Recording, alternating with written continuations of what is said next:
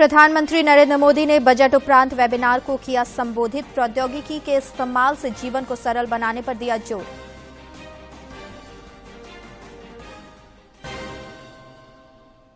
विधानसभा के बजट सत्र के दूसरे दिन आज राज्यपाल के अभिभाषण पर होगी चर्चा। 3 मार्च को पेश होगा बजट।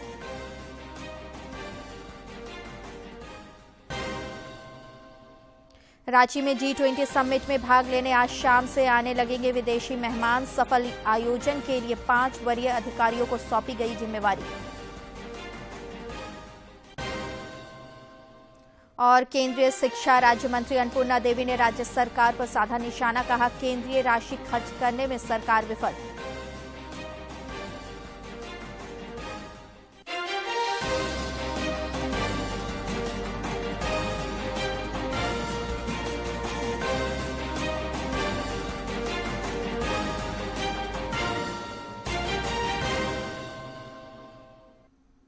नमस्कार, खबरें झारखंड में आपका स्वागत है। मैं हूं मंजुषा भारद्वाज और अब समाचार विस्तार से। प्रधानमंत्री नरेंद्र मोदी ने आज बजट उपरांत एक वेबिनार को संबोधित किया। इस दौरान उन्होंने प्रौद्योगिकी के इस्तेमाल से जीवन को सरल बनाने पर जोर दिया।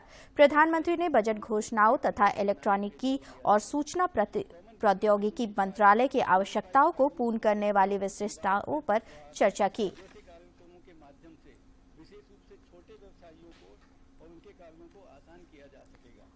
इनके इफेक्टिव और टाइम बाउंड इंप्लीमेंटेशन पर आज इस वेबिनार में 21वीं सदी का बदलता हुआ भारत अपने नागरिकों को टेक्नोलॉजी की ताकत से लगातार नागरिकों को एम्पावर कर रहा है।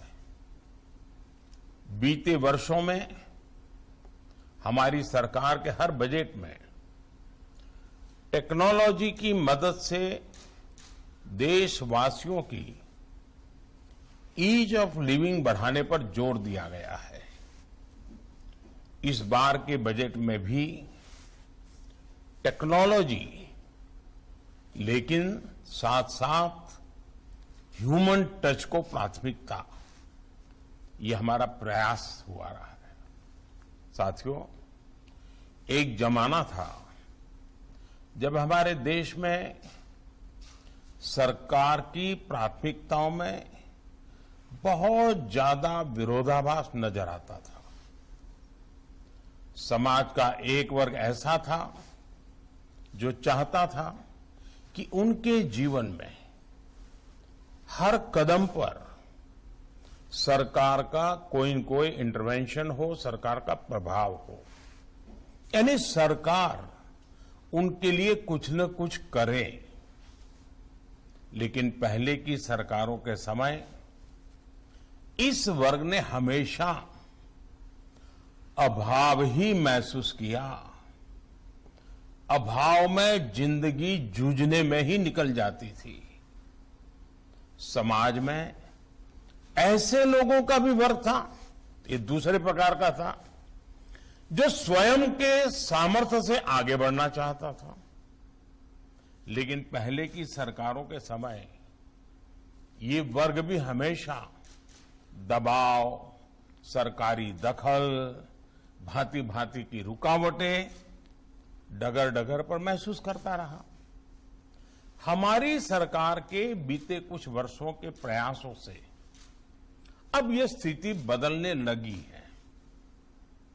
आज सरकार की नीतियां और निर्णयों का सकारात्मक प्रभाव हर उस जगह देखने को लगा है जिसकी सबसे ज्यादा जरूरत है।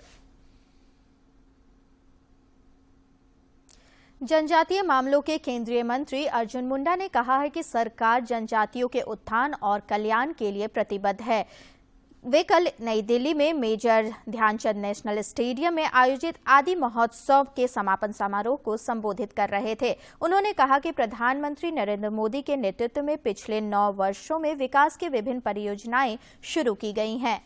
कहा कि जनजातीय समुदाय और उनके जो जीवन पद्धति है, उनके जो अपने अर्थव्यवस्था का दृष्टिकोण है, वन और वन्य जीव के साथ का संबंध है, उसको समझकर यदि हम आने वाले दिनों में ध्यान रख सके, तो या हमें उनसे शिक्षा प्राप्त करके हमें आगे की चुनौतियों का मुकाबला करने के लिए अपने आप को तैयार करना चाहिए। झारखंड विधानसभा के बजट सत्र के दूसरे दिन आज पहली पाली में प्रश्नकाल जारी है। इस दौरान सदस्यों की ओर से अपने अपने क्षेत्र की समस्याओं को सदन के पटल पर रखा जा रहा है, जिसका जवाब सरकार की ओर से दिया जा रहा है। भोजनावकाश के बाद सदन में राज्यपाल के अभिभाषण पर चर्चा होगी। सत्र के दौरान 3 मार्च को राज्य के वित्त मंत्री डॉक्टर रामेश्वर उरांव वित्तीय वर्ष 2023-24 का बजट पेश करेंगे।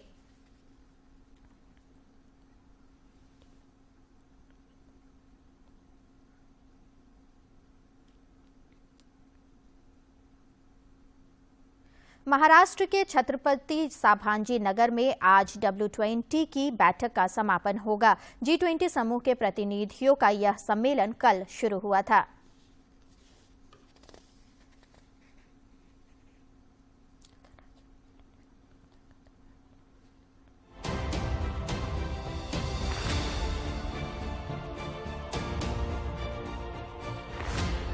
भारत की G20 अध्यक्षता के तहत वीमेन 20 या W20 इंसेप्शन मीटिंग सोमवार को महाराष्ट्र के छत्रपति संभाजी नगर में शुरू हुई। इस 2 दिवसीय बैठक का शुभारंभ केंद्रीय महिला एवं बाल विकास मंत्री स्मृति ईरानी ने वित्त राज्य मंत्री डॉक्टर भगवत कृष्ण राव कराड़ और भारत के G20 शेरपा अमिताभ कांत की मौजूदगी में किया। कार्यक्रम को संबोधित करते हुए स्मृति ईरानी ने कहा कि हर बार जब एक महिला अपने लिए खड़ी होती है तो वह सभी महिलाओं के लिए खड़ी होती है। I wish to extend my gratitude to the Prime Minister of India for centralizing not the women's agency, but for centralizing the needs of humanity.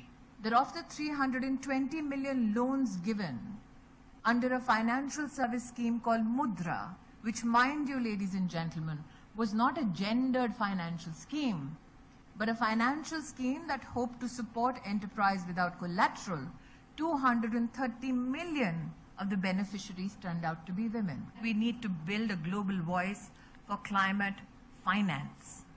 And what better way to build that voice than to make it a female agenda? We all know each time a woman stands up for herself, she stands up for all women. इस बीच भारत के G20 Sherpa Amitabh Kant ने इस बात पर जोर दिया कि महिलाओं की भागीदारी के बिना दुनिया विकसित और समृद्ध हो ही नहीं सकती।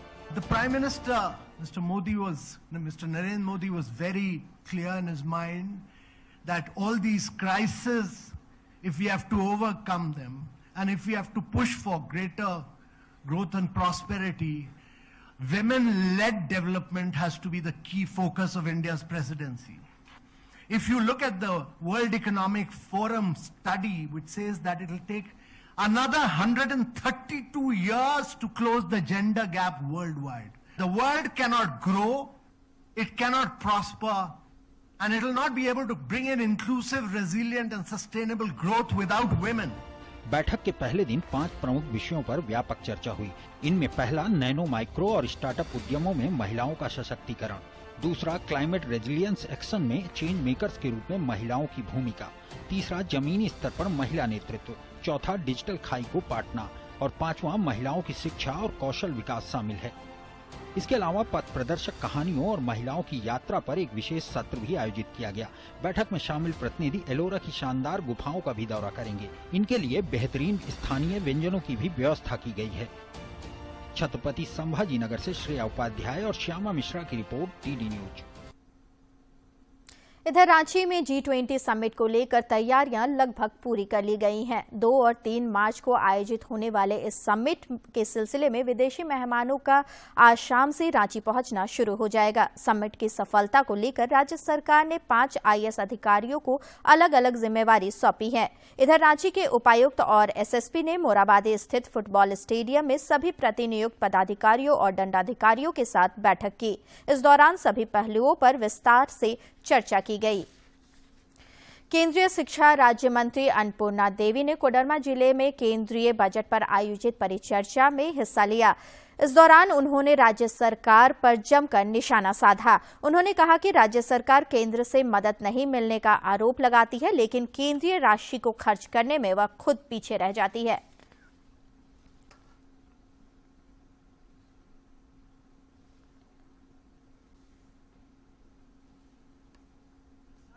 अदूरदर्शी सरकार है, सरकार की सोच नहीं है। आज जब हम लोग रिव्यू करते हैं तो दूसरे राज्य, झारखंड की हम तुलना अगर साउथ के राज्य से करें तो साउथ का राज्य जब भी या अन्य और जो प्रदेश हैं, जो भी बजट का एलोकेशन होता है उस प्रदेश के लिए वो कोशिश करता है कि हम अपनी राशि ले लें। तो जो भी नियम है प्रावधान के अनुसार वो लेते हैं। लेकिन झारखंड की सरकार है कि झारखंड के सरकार के अदूरदर्शी सोच के वजह से राशि पड़ी की पड़ी रह जाती है। और भाजपा विधायक दल के नेता बाबूलाल मरांडी ने भ्रष्टाचार और विधि व्यवस्था के मुद्दे पर एक बार फिर से राज्य सरकार को कटघरे में खड़ा कर दिया है। कल विधायक दल की बैठक के बाद पत्रकारों से बातचीत में उन्होंने सरकार पर भ्रष्टाचारियों को संरक्षण देने का आरोप लगाया। उन्होंने कहा कि इस मुद्दे पर भारतीय जनता पार्टी सरकार का सड़क से लेकर सदन तक घेराव करेगी।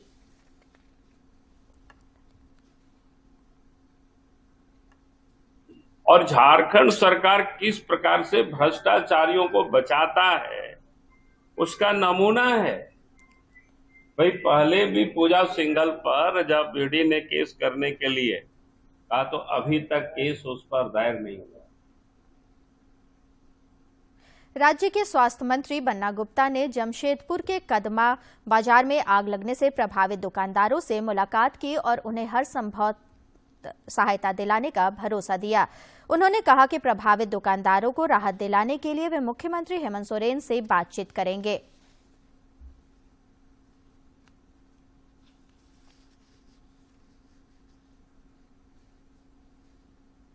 फिर भी जो भी सरकार के माध्यम से जो एज फॉर जो प्रावधान है उन प्रावधानों के अनुसार जो ज़्यादा से ज़्यादा सहायता हो सकती है इस पर विचार किया जाएगा और इसको लेकर माननीय मुख्यमंत्री। आकांक्षी जिला बोकारो में के सरकारी विद्यालयों में आधारभूत संरचनाओं को मजबूत करने की पहल की जा रही है।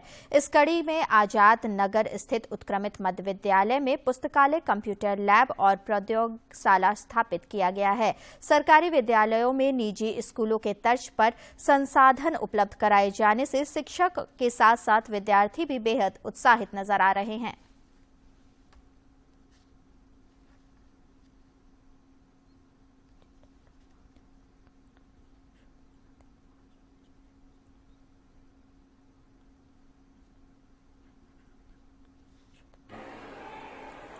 हाँ सर, हमारे यहाँ बच्चों के लिए कंप्यूटर भी है, 10-11 कंप्यूटर हैं, उसमें बच्चे भी पढ़ते हैं। स्मार्ट क्लास भी यहाँ ली जाती है। साथ ही साथ नवाचार के लिए एक प्रयोगशाला है, इसमें भी बच्चे आकर के घंटे के समय सीखते हैं। और खाली समय में भी आते हैं और उनको कुछ पुस्तक हम लोग सप्ताह में 2 दिन ले जाते हैं और वो पुस्तक कहानी पढ़ करके भी आते हैं और उनको हम लोग उससे संबंधित बहुत सारे चित्र भी दिए। पढ़ता हूँ। ये पहले पुस्तकालय पहले नहीं था, अब है। पहले इतना अच्छा नहीं लगता था जितना अभी है। पुस्तक से हमें कई ज्ञान भी मिल रहे हैं।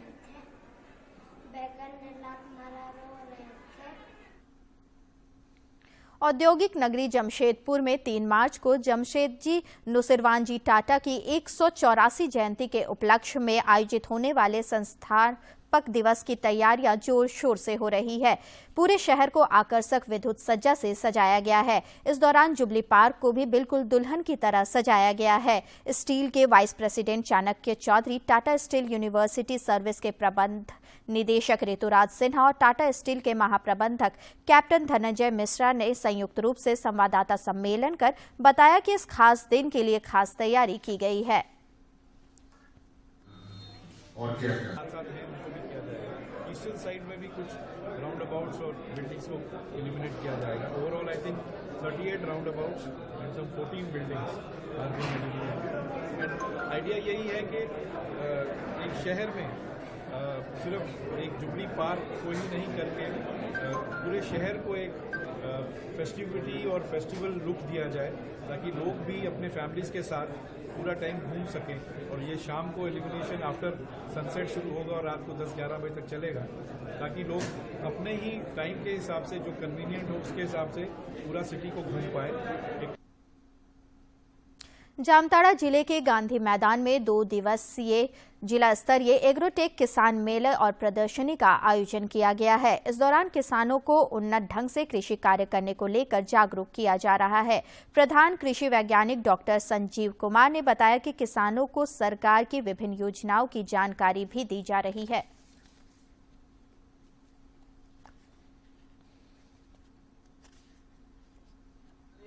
कृषि के अलावा और अलग विभाग का जो भी कार्यक्रम है, स्कीम है, उसका प्रदर्शन करना, और ताकि किसान जो है ना एक ही प्लेटफॉर्म पे एक जगह पे आके सारे चीज का जो है इंफॉर्मेशन वो लेकर और जाके अपना जो है ना उसका फायदा उठाकर आर्थिक रूप से।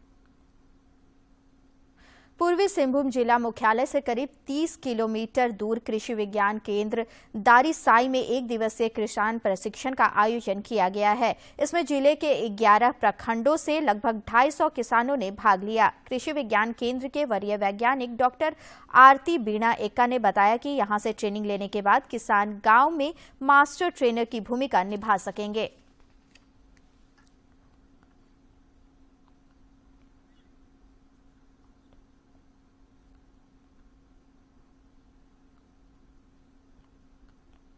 हमारे जिला के किसान इस पे जरूर ध्यान देंगे कि अगर हम किसी रसायन का प्रयोग करते हैं तो हम कितनी मात्रा में करें, कब करें और कैसे करें, ये जानकारी अगर हम दुष्परिणाम ना हो उसी को लेकर आज जागरूक किया जा रहा है। HIL और एफ्रेडा के माध्यम से किसानों को पेस्टिसाइड को स्प्रे करते समय में कौन सी सुरक्षा देनी चाहिए उसी के बारे में बताया जा रहा है कि किस तरह से खुद की। गंगा विकास यात्रा आज डिब्रूगढ़ पहुंचकर संपन्न हो जाएगी। इस पर सवार विदेशी पर्यटकों ने आखिरी दिन भी कई इलाकों का अवलोकन किया। टोल घर नाम से प्रसिद्ध अहोम राजाओं के किले और अहोम राजाओं के शाही खेल एवं मनोरंजन मंडप रोंगो घर का भ्रमण किया। उल्लेखनीय है कि शिव सागर कभी अहोम साम्राज्य की राजधानी हुआ करता था और यहाँ कई ऐतिहासिक स्मारक हैं। पर्यटकों ने रोंगे घर में एक विशेष बिहू नृत्य प्रदर्शन का आनंद भी लिया। कल क्रूज डिब्रूगढ़ पहुंचेगा, जहां इसकी यात्रा का समापन होगा।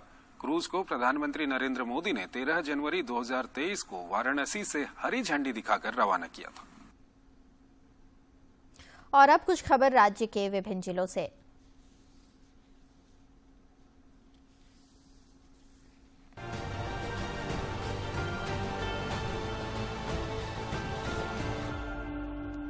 राजमहल लोकसभा क्षेत्र के सांसद विजय हांसा की अध्यक्षता में साहिबगंज जिले के उधवा झील पक्षी अभयारण्य को रामसर साइट घोषित करवाने के लिए हितग्राहियों की बैठक आयोजित की गई है। मौके पर जिले के उपायुक्त भी मौजूद थे। बैठक में बताया गया कि इस वर्ष बरहेल झील में 5100 और उधवा झील में 6100 पक्षी आए हैं, जो सभी माइग्रेट पक्षी हैं।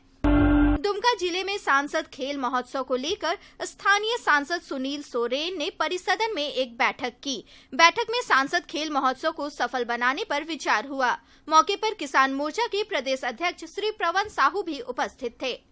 गुमला जिले के उपायुक्त सुशांत गौरव ने विभिन्न विभागों को वित्तीय वर्ष 2022-23 में आवंटित राशि के विरुद्ध खर्च की गई राशि की समीक्षा की। उपायुक्त ने विभिन्न विभागों से आवंटित राशि और उसके खर्च पर रिपोर्ट देने को कहा है। उन्होंने इसके लिए 15 मार्च तक की तिथि तय की है। खूंटी जिले में वर्ल्ड बैंक के कार्यकारी निदेशक के वरिष्ठ सलाहकार और समाज कल्याण विभाग के निदेशक राजीव टोपनो और उपायुक्त छवि रंजन ने मुरहू के हेटगोवा में किए जा रहे ड्रैगन फ्रूट की खेती का अवलोकन किया और किसानों से संवाद किया। गौरतलब है कि जिले में किसानों के आर्थिक विकास की दिशा में व्यापक स्तर पर ड्रैगन फ्रूट की खेती को बढ़ावा मिल रहा है। झारखंड से राज्यसभा सदस्य डॉक्टर महुआ माझी की माता सुषमा घोष का निधन हो गया है। मुख्यमंत्री हेमंत सोरेन और विधानसभा अध्यक्ष रविंद्र नाथ महतो समेत कई नेताओं ने शोक व्यक्त किया है। राज्य के पेयजल एवं स्वच्छता मंत्री मिथिलेश ठाकुर ने महुआ माझी के घर जाकर उनसे मुलाकात की और उन्हें ढांढस बंधाया। बोकारो जिले के उपायुक्त ने सदर अस्पताल में निर्माणाधीन मॉड्यूलर ऑपरेशन थिएटर का निरीक्षण किया। उन्होंने सिविल सर्जन और अस्पताल अधीक्षक से कार्य प्रगति की भी जानकारी ली और इंस्टॉल की गई मशीनों का जायजा लिया। उन्होंने शेष कार्य को जल्द पूरा करने का निर्देश दिया। कोडरमा जिले में प्रोजेक्ट रेल के दूसरे चरण के अंतर्गत प्री बोर्ड परीक्षा के तहत 10वीं के छात्र छात्राओं के लिए गणित और 12वीं के छात्र छात्राओं के लिए अंग्रेजी विषय की परीक्षा आयोजित की गई। प्री बोर्ड परीक्षा में छात्र छात्राओं ने बढ़ चढ़कर भाग लिया। गढ़वा जिले मेराल थाना क्षेत्र के देवगाना और दुलदुलवा गांव में पुलिस और उत्पाद विभाग की टीम ने अवैध शराब के विरुद्ध संयुक्त रूप से कार्रवाई की। इस दौरान करीब 50 लीटर देसी शराब जब्त किया गया। इस सिलसिले में 2 अभियुक्तों को गिरफ्तार भी किया गया है, जिसके बाद में उन्हें न्यायिक हिरासत में भेज दिया गया।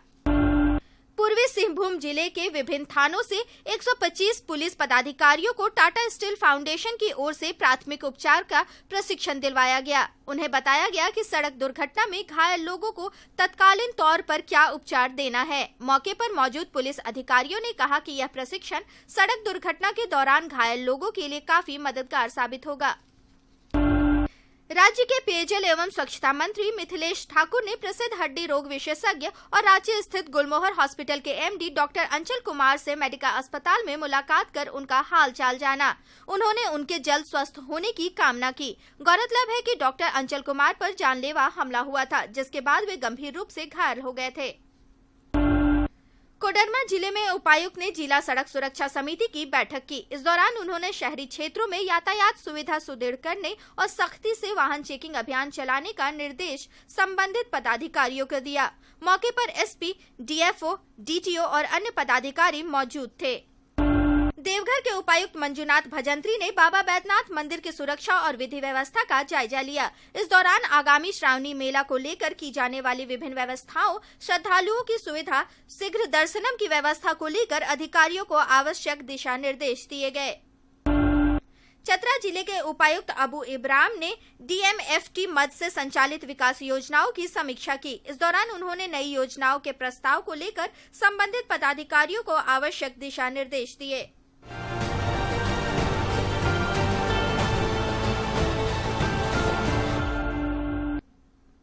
भारतीय स्वतंत्रता संग्राम के महान स्वतंत्रता सेनानी अमर शहीद चंद्रशेखर आजाद के बलिदान दिवस पर जमशेदपुर में विशेष कार्यक्रम का आयोजन किया गया है। इस मौके पर उन्हें के प्रति श्रद्धांजलि अर्पित की गई है। इस अवसर पर समाज सेवी अमरप्रीत सिंह काले ने चंद्रशेखर आजाद को याद करते हुए कहा कि उनका बलिदान हमें मातृभूमि की सेवा में अपना सर्वस्व समर्पण कर देने की सीख देता है।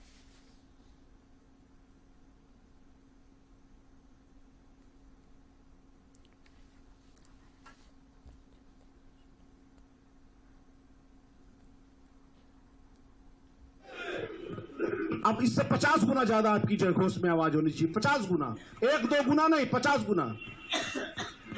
एग्रीको मैदान तक 50 गुना भी है ना।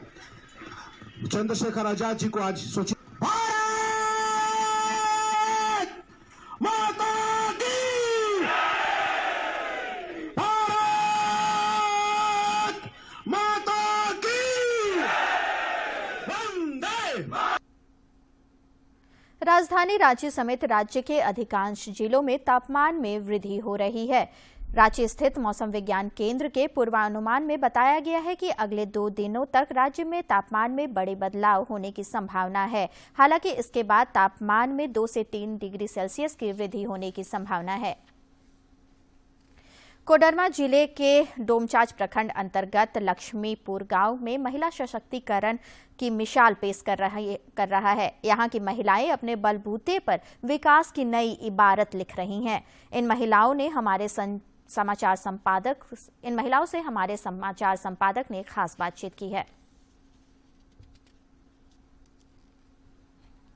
भारत को आत्मनिर्भर और सशक्त बनाने में इन महिलाओं की बड़ी भूमिका है। ये महिलाएं कोडरमा के डोमचांच के लक्ष्मीपुर गांव की महिलाएं हैं, जिन्होंने इस गांव को, जो हम कह सकते हैं, नशा मुक्त बनाया है, इन गांव को स्वावलंबी बनाया है और यहां पर इन लोगों ने विकास का एक नया मापदंड तय किया है, जो दूसरे इलाके में भी अब फैलने लगा है। तो हम कह सकते हैं कि इन गांव की महिलाओं ने एक विकास का नया रोड मैप तैयार किया है, जिसके जरिए आज इनकी तस्वीर मन की बात के जरिए पूरे देश और दुनिया में दिखी और ये महिलाएं काफ़ी उत्साहित हैं कि किस तरीके से इन्होंने जो काम शुरू किया है उसको एक कह सकते हैं कि एक मुकाम मिला है और उनकी चर्चा अब देश और दुनिया में हो रही है। कैसा लगता है आप लोग को आज जब तस्वीर आप लोग की दिख रही थी वहाँ? बहुत अच्छा लग रहा है कि मेरा गांव आगे बढ़ रहा है। बहुत खुशी हुई देखकर और सुनकर भी। चाहते हैं कि इसी तरह मेरा गांव आगे बढ़ते रहे। इसी तरह गांव आगे बढ़ता रहे। कैसे लगा? बहुत अच्छा है, गांव विकास हो रहा है, हमने के खुश है। देखिए खुश है, बताइए। बहुत अच्छा लग रहा है, विकास हो रहा है गाँव सोलम्बी से, अच्छा लगा। आप लोग कैसे विकास कर रही हैं गाँव में? अच्छा कर रहे हैं, मिलजुल के सब दीदी भैया काम कर रहे हैं। हम लोग गाँव अच्छा लग रहा है, देवपुर के रहने वाले हैं। तो देखिए ये महिलाएं मिलजुल कर सब काम कर रही हैं और विकास जो है वो यहाँ पर फैला रही हैं। और ये विकास महिला लोग का देख के बहुत खुशी हो रही है और ये भी इन लोग महिला लोग को विश्वास है और ये बोलती भी हैं कि जब से हमारे नरेंद्र मोदी जी पीएम बने हैं तब से महिला लोग जो है आत्मनिर्भर बनते जा रही हैं। आप देखिए कि ये नरेंद्र मोदी जी के द्वारा बहुत ऐसे कार्यक्रम चला रहे हैं और महिला लोग जो है टीवी पे कहीं कहीं और जाके बहुत कुछ ये लोग सीख रही हैं और उसका उपयोग ये लोग महिला लोग यहाँ लक्ष्मीपुर की महिला लोग किया कि कैसा लगा? बहुत अच्छा लगा। मेरा गांव सोलम्बी गांव है जिसमें हम लोग ग्राम की सफाई, रात्रि चौपाल, श्रमदान सारा चीज करते हैं। तो देखिए ग्राम सभा के जरिए ये महिलाएं सब रात्रि चौपाल और इस तरह की चीजें कर रही हैं। कैसा बच्चा को बढ़िया से पढ़ा रही हैं सबको? बहुत अच्छा लगा जी। पहले तो महिला तो एकजुट नहीं होती थी पर हम लोग साहब सर के मार्गदर्शन दिखाया गया तो हम लोग एक संगठन बना करके अपना गांव को कैसे मतलब आगे बढ़ाना है, स्वस्थ रखना है। मेरे बच्चे बड़े जो हैं किसी तरह से जैसे कि कोरोना में एक दूसरे से संपर्क नहीं होना है, दूरी बना करके रखना है, तो ऐसा तो कुछ नहीं है और चाहते हैं कि जो भैया दीदी है अच्छा से मिलजुल करके काम करें। कैसा लगा? हमको भी अच्छा लगा सर। जैसे कि गांव का आप देख रहे हैं जितना भी पेंटिंग किए सारा बच्चा मिलके हम लोग किए हैं। ये सब हम लोग का जो सर डीसी सर आने के बाद ही हुआ है, आत्मनिर्भर हुआ है कि हम लोग खुद से भी अपना जो जज्बा रहता है वो दिखा नहीं पाते हैं। खुद का जज्बा भी अब ये लोग दिखा रही हैं यहाँ पर और विकास की नई राह। कैसा लग रहा है? यूथ गांव को और अच्छा बनाओगे? जी, हम लोग इतना मेहनत किए, इतना श्रमदान से मम्मी पापा का हेल्प कर रहे हैं। हम लोग अभी साफ सफाई हम लोग संडे को करते हैं और दीवार पेंटिंग और सब कलर मतलब घर एक जैसा हो गया तो बहुत अच्छा लग रहा है। बहुत अच्छा लग रहा है। हाँ, अच्छा लग रहा है। अभी सभी गांव में एकता का प्रभाव दिख रहा है। ऐसे गांव रखना, अपना झाड़ी उड़ी ऐसे सब सफाई करना है, अच्छा तरह से रहना है। साफ सफाई, रात्रि चौपाल में मीटिंग होता है और सुबह उठ करके जो रात्रि चौपाल में मीटिंग होता है, बात रखा जाता है, वो सुबह 2-3 घंटा देता हूँ। इसके बाद अपना अपना ड्यूटी पे चले जाता हूँ। और नरेंद्र मोदी के द्वारा से इतना हम लोग काज करता चल रहा है जो कि हम लोग गांव में इतना अभी अच्छा लग रहा है कि साफ सफाई हम लोग जो किए हैं वो बहुत अच्छा लग रहा है और बेहतर भी अच्छा हम लोग अपना गांव को बदलाव लाना चाहते हैं। सब देने के काम किए हैं, गरीब को राशन देने के काम, हम ये सब विधवा औरत को बहुत मदद करने के काम किए हैं। उनके कोटि कोटि नमन करते हैं प्रधानमंत्री जी से जो हम जैसे बेसहारा को सहारा दिए हैं, गरीब परिवार को, उसको पीड़ित को समझे हैं। हम एक विधवा औरत है, हम बोलते हैं उनको हमसे भी ज्यादा उम्र उनको लग जाए ताकि वो गरीब परिवार के बारे में सोच सके। उनको सोच हमको बहुत दिल तक बहुत चुभता है। बहुत अच्छा सोचते हैं महिला के बारे में।